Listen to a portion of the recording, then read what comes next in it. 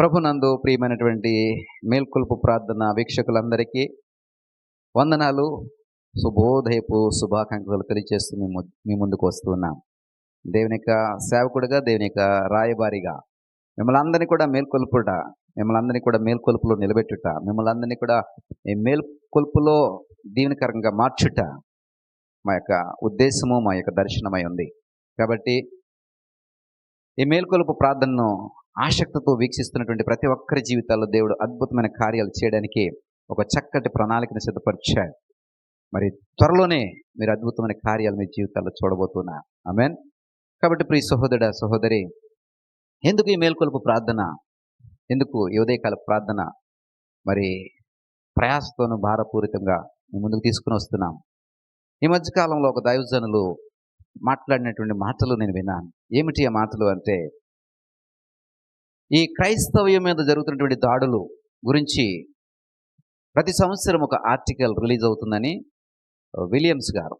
Edward Williams గారు తన యొక్క ప్రసంగంలో మరి ప్రస్తావించారు. ఆ యొక్క మాటలు విన్నప్పుడు నాకు నిజముగా మరి మనం ఎంత మేల్కొలుపుతో ఉండాలి, ఎంత భారంతో ప్రార్థన చేయాలని అనిపించింది.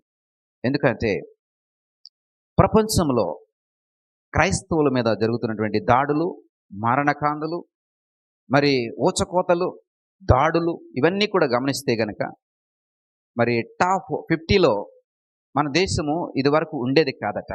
కానీ గత 5 సంవత్సరాల నుండి గమనించినట్లయితే మన యొక్క దేశము మరి టాప్ 20లో, 14లో, అలాగే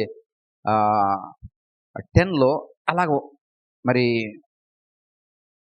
మన యొక్క ర్యాంకు పెరుగుతూ వస్తుందని వారు చక్కటి సందేశాన్ని లేదా సమాచారాన్ని ఇచ్చారు. రాబోయే కాలానికి అంటే ఇంకొక 3 నుంచి 5 సంవత్సరాల కాలంలో భారతదేశంలో క్రైస్తవుల మీద జరిగేటువంటి దాడులు చాలా భయంకరంగా ఉంటాయని, దీన్ని బట్టి భారతదేశము ప్రథమ స్థానంలో ఉంటుందని, అంటే క్రైస్తవులు మీద జరిగేటువంటి దాడుల్లో భారతదేశము ప్రథమ స్థానంలో ఉంటుందని ఇంత చక్కటి విశ్లేషణ వారు ఇచ్చారు.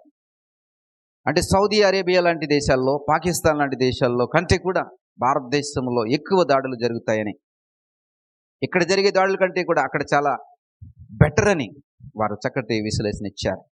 ఆ వాక్యము నేను వింటున్నప్పుడు నేను కూడా ఆలోచన చేశాను.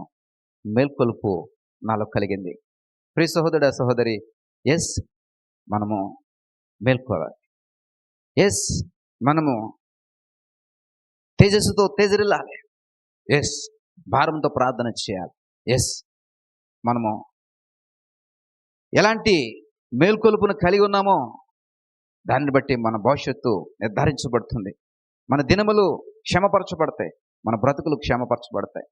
ప్రియ సహోదరుడా, సహోదరి, ఒక సవాల్ నీకు వస్తుందంటే, ఒక ఛాలెంజ్ నీకు వస్తుందంటే దాన్ని స్వీకరించి దాన్ని ఎదుర్కోవడానికి నువ్వు మేల్కొలుపులకు రావాలి. అంతే తప్ప సమస్య వస్తుంది నేను పారిపోతాను, సమస్య వస్తుంది నేను దాక్కుంటాను కాదు. సమస్యని ఎదుర్కోవడానికి నువ్వు ఎంత భారపూరితమైనటువంటి ప్రార్థన చేస్తున్నావు, ఎంత మేల్కొలుపుతో నువ్వు మసులుకుంటున్నావో అది ప్రాముఖ్యమైనది. ప్రియ సహోదరుడా, సహోదరి, ఈ విషయమే నువ్వు ఒకసారి ఆలోచన చేయి.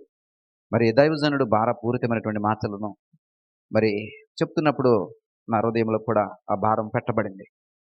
మరి నీవు, నీ కుటుంబము ఈ మాటల్లో స్వీకరించగలిగితే ఈ రోజు నుండి, ఇప్పటి నుండి మేల్కొలుపులోనికి రా. భారపూరితమైనటువంటి ప్రార్థనతో నీ భవిష్యత్తుని మరి ప్రతికూలతల నుంచి తప్పించబడడానికి ఈరోజే మొదలుపెట్టు. దేవుడు నిన్ను, నీ కుటుంబాన్ని దీవించునుగాక. మీ కొరకు వచ్చిన ప్రార్థన చేస్తా.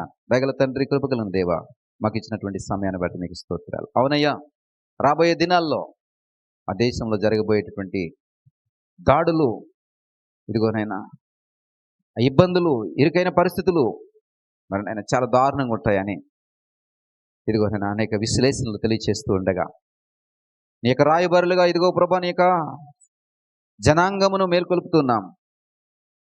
నీ జనాంగములో ఇదిగో నేను ఉజ్జీవం నింపుతూ ఉన్నాం.